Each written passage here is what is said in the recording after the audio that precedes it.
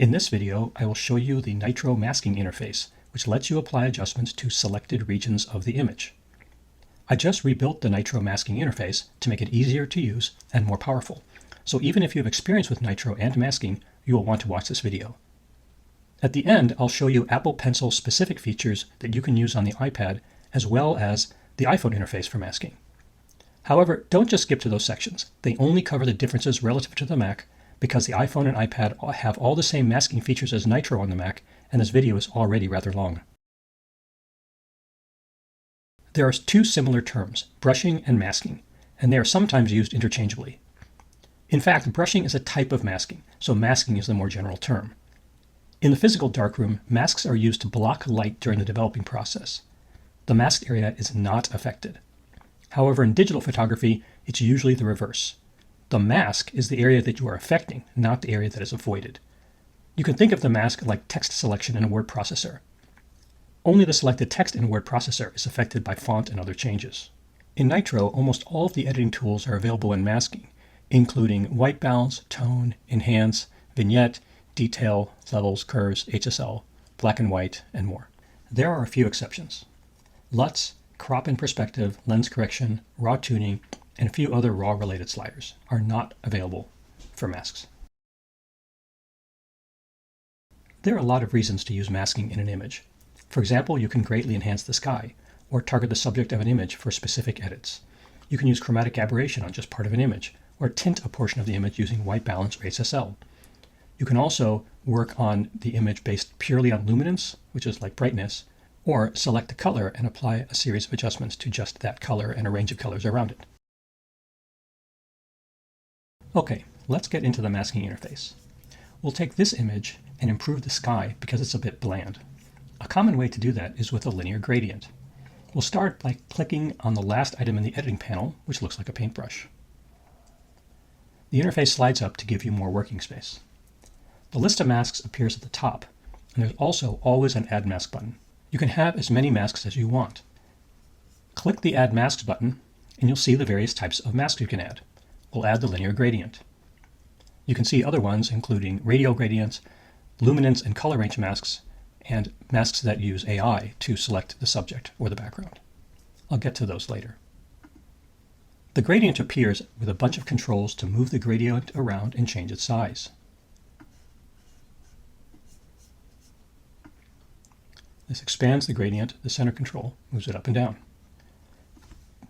You can make it taller or shorter, target just a band, or even rotate it using the controls on the middle line. That's especially useful when the sun is at an angle. The reddish color is an overlay. This is called a ruby lith. You can turn the overlay on and off with this button right here. In the menu next to that button, there are other overlay types and a menu to hide and show the ruby lith. You'll notice there's also a shortcut key of Command-Shift-O. At any point, you can click the Reset Position button to go back to the middle. So I'll position this near the top of the screen. A nice way to enhance the sky is with the Deepen slider or with the Midtone slider.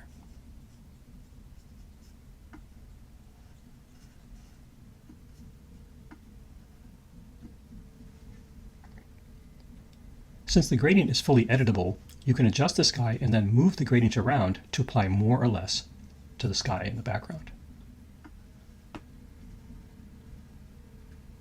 Perhaps like that.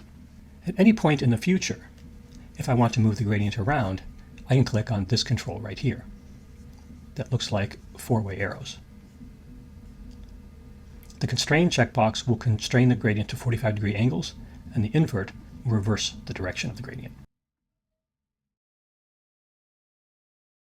The next mask type I want to show is the AI subject mask. This uses a local AI model to identify the subject or the background. Please note that these AIs do not modify your image, nor do they send your image to the cloud. They run entirely on your device. I'll select a new mask of AI subject, and it quickly identifies the rider and the horse. Again, I can apply any of the adjustments here. In this case, I want to pull the colors down a bit, so the rider fits better in the overall scene. So a combination of deepen and desaturation does the trick.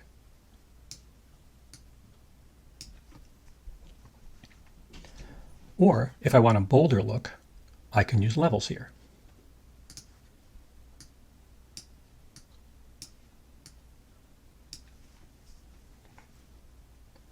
I can even just adjust the genes using HSL without affecting the sky because the mask doesn't include the sky.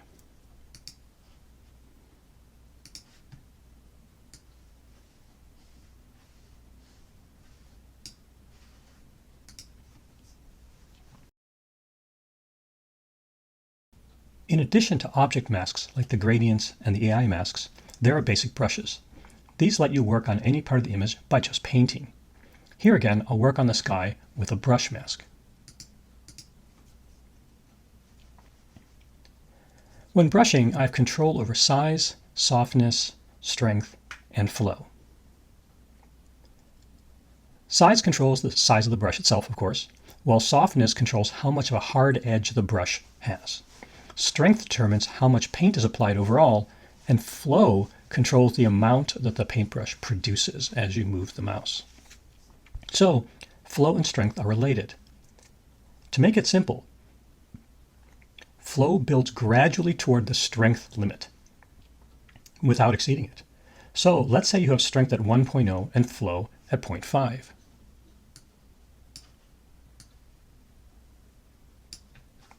If you brush twice, you'll get more than 0.5, but less than 1.0.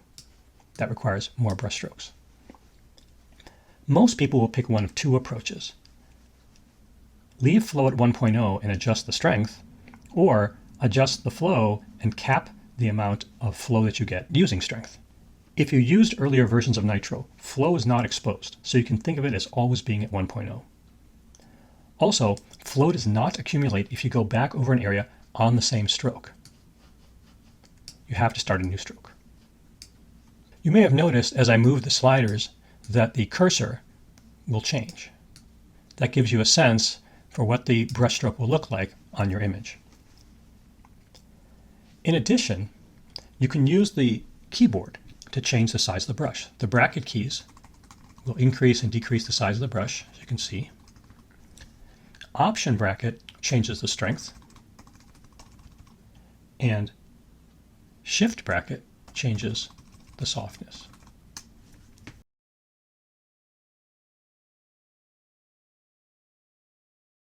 I'm going to go over to the menu here to clear the mask. You can see there's other commands like filling the mask entirely or reversing it. Brushing is a really natural way to work with a mask, but it's difficult to work with it when you're trying to get edges like I just tried to get right there with the mountain. I can undo the stroke, or I can use an eraser right here, which has a lot of the same settings. I'll maybe drop the size here, and then I can erase that part that I didn't do quite right. Nitro has a solution for dealing with these kind of edges, and it's called Follow Edges right here. When you turn on Follow Edges, the brush will then follow the edge. Older versions of Nitro had a single edge detector, but now there are 3 different settings. You can change the setting in the menu next to Follow Edges. It's currently set to be a hard edge. We turn on Follow Edges. And now you can see it traces the edge, just like that. I can switch to medium, which works okay, but sometimes you can see it picks up a little bit in there. So why not always use the hard brush? Well, the hard brush is more sensitive, so it picks up edges that you may not see. So let's switch back to hard and work in here. You can see how it's not picking up as much of this water here as perhaps I might like, requiring me to brush more. You can use the eraser, and it will also follow edges if you wanted to. If I switch to the medium, turn this back on, you'll see that I don't have to do as much brushing. It's still going to avoid edges, but not as much. While a brush is a type of mask, you can actually brush or erase any mask using the brushing tools. That can be super helpful with AI subject masks, because sometimes they either include too much or don't include enough. You can see I've added a subject mask and it doesn't get enough of the bison calf. So I'll turn on the Follow Edges feature right here, and I can add to the mask using the same brushing tools that you saw before.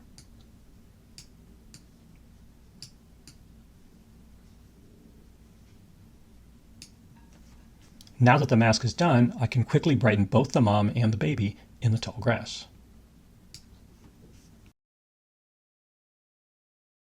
Sometimes you may want to adjust an image not by specific area, but by brightness or by color. In Nitro, you can do that one of two ways. You can add a luminance mask, or you can limit any mask by luminance or color. Let's add a luminance mask to this image. The app makes a mask and uses default values for the brightness range. You can see here it's between 30 and 70, so that ends up picking up a lot of the middle tones. But I'm actually wanting to target the sky up here. When tuning a luminance or color mask, the black and white overlay mode is actually probably the most helpful one to use. So I'm going to turn that one on now. White indicates the masked area, in other words, the selected area, and black represents areas that won't be affected. So you can see the sky is not being affected at all, which is the opposite of what I want. That's because the sky is very bright, and again, the luminance values are more in the middle tones. So let me change that. So I picked up the sky. Now I want to limit that mostly to the top area. I can keep going if I want. You may have noticed that when this came up, it showed a different part of the interface. This segmented control here switches between adjustments and masking options. Any mask can be controlled with all of these settings, including intensity, ranges, color ranges, and more. Let me keep adjusting this to try to shrink it, but you can see now I'm getting some sky, so I want to back that off. So here I am. Now I've got this water, and I don't want the water to be touched. So I can grab the eraser. So I'll grab the eraser, increase the size, turn off edge following. I don't want that for sure. And then I can just remove that area of water, just like that. One thing to know, when using luminance and color masks, you can use the eraser to remove areas, but you cannot use the brush to add areas. That's because the luminance is always the thing in control. So if you were to brush over an area that doesn't have the right luminance, it just will remove it anyway because it's not in the luminance range. So now I can turn off the overlay, switch back to adjustments, and then do whatever I want. I can bring back some of the sky like that without affecting any of the water or rest of the scene. Before I forget, these three lines here allow me to change the size of this top section. So since we right now usually only have one mask, let me shrink it so we get more working space. As I mentioned earlier, in addition to luminance, we can limit a mask by color. Let's say we want to target the Santa suit. I'll add a color mask. The app is going to choose a default color. It always uses blue. Let me turn off the overlay, and I'm going to pick a red instead. For example, that one. Now if we turn on the overlay, you'll see how much got selected by that red. Well, that can be adjusted by the range slider. So I'm going to pull the range slider back, and you can see here, now it's doing a better job of just targeting the red of the suit. And again, I can use the eraser if I need to remove some of these areas that are not ones I want to affect. Even some of these dots can go.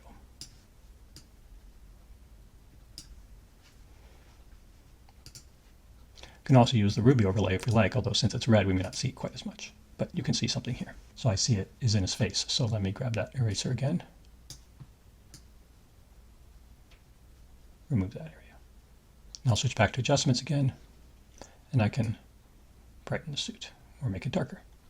Remember, you have access to these luminance and color range options for any mask. So you can do the same limit of luminance or color for subject mask, gradients, brushing masks, whatever you want. In addition to linear gradients, Nitro also has a radial gradient. A radial gradient is a circle or an ellipse rather than a series of lines. People often use radial gradients as a spotlight or to lift shadows from faces or work in the area around the sun, things like that. I'll add it to this image to show you the basic controls. You can resize it and you can rotate it.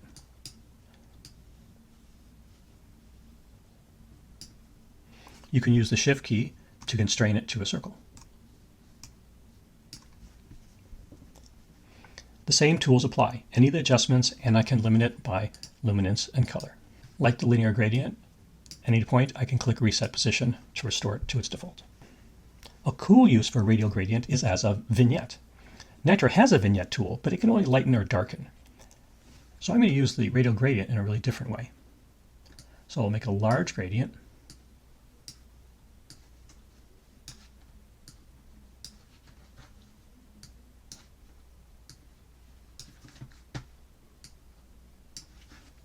Like that. And then I'm going to invert it. The ramp controls the amount of the effect. Now I can apply any adjustment I want. Here I'll use the deepen slider to darken the area outside of the center of the image. That's good, but what about the inside of the image? Well, here's where I can use another feature of Nitro's masking. I can pick duplicate and invert. When I pick duplicate and invert, I'll get another mask, but it's going to be the inverse of the area of the first mask. You may ask, what happens to the edits? Well, I have two choices. I can include the edits when duplicating, or I can get a clean mask. So that's this button right here. I'll turn that off because I actually don't want it in this case. I'll pick duplicate and invert.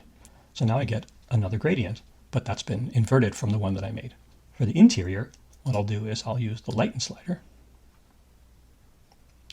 and add some contrast and maybe some vibrancy. Now I can see the image before and after. It's quite a difference. Getting back to the mask list, I can turn off masks by using these checkboxes. The final mask type I want to show you is the depth mask, which is only available for images that contain depth information, such as iPhone portrait images. When I add a depth mask, and you'll only see the depth entry here if it has depth information, I get a mask that is in different gradations based on distance from the camera. The black-white overlay shows this better. Again, white is the most affected, and in this case closest to the camera, black is the least affected. So that means I can adjust by depth. I can also invert the mask and get the reverse, where the distant areas are the most affected. This is another great use of either the invert option in masking or the duplicate and invert feature. Let's cover some advanced topics. I'm going to first start by adding a subject mask to this image. Besides luminance and color options, you can adjust the intensity of any mask, and you can also feather the edge of any mask. Again, that's in options.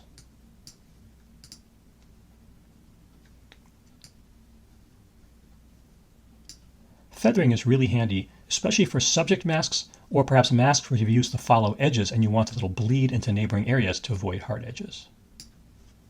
I've already mentioned the mask menu before, but let's go over it. It's pretty self-explanatory. There's duplicate. We showed duplicate and invert already. Delete. Reset edits will remove the adjustments you've applied to the mask. And you can also rename a mask. Masks come with default names based on the type of mask, but you can rename it by either picking that item or double-clicking it and typing a new name in. Let me delete this mask to show the next feature. Another cool feature is the ability to combine some masks.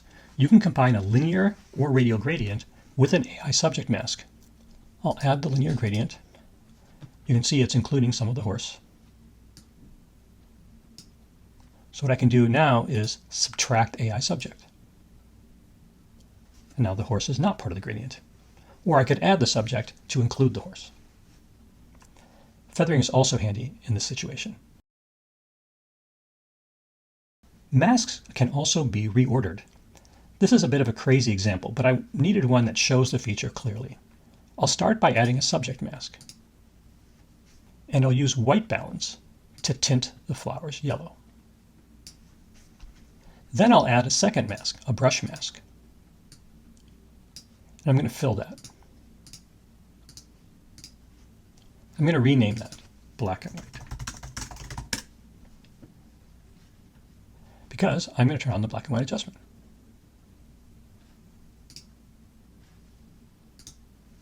The whole image is now black and white. That's because masks are in layer order like Photoshop, so the black and white mask is drawn last and covers the whole image. In fact, if I erase part of this mask, some of the color comes through. But if I reorder the masks, which I can do by dragging, I get a really different looking image. So what's happened here? Well, remember how the mask drawing works. The first thing that happens is the whole mask becomes black and white.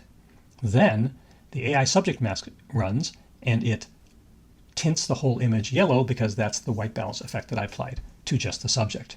And so since instead of getting a yellow tinted bunch of flowers, you just get the yellow because the image was turned black and white first. If I disable the black and white mask, then you'll see the color again. Clear or clear as mud? Probably mud. Nitro also supports the Apple Pencil on the iPad. All the masking features I showed you before on the Mac are also here on the iPad. I'll start with a brush mask. I can brush with my finger, or I can use the Apple Pencil. I can also go to System Settings and turn on Only Draw with Apple Pencil. If I do that, then my finger won't brush, just the pencil. So if you suddenly can't brush with your finger, you may have that turned on.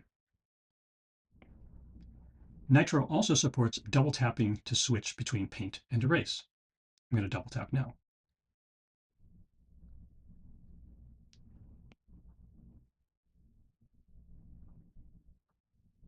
If you have a pencil that supports hover, that works as well. You can see the cursor, as I'm right now showing you, before you contact the glass with the pencil. Otherwise, the features are the same as you saw before. The iPhone interface for masking is very different from the Mac and the iPad. As you can see, there's a mask button here at the bottom. If I tap that, I get the basic masking interface. The first control you want to know is this select or add a mask. If I tap select or add mask, I get the list. You can increase the size of it to see that there's actually 4 masks on this image. To get to mask options, you tap the control to the left here. There's an overlay button on the top bar, as well as undo, redo, done, and you can add a new mask here as well. Press done when you've chosen a mask. You can use the same brushing controls as before.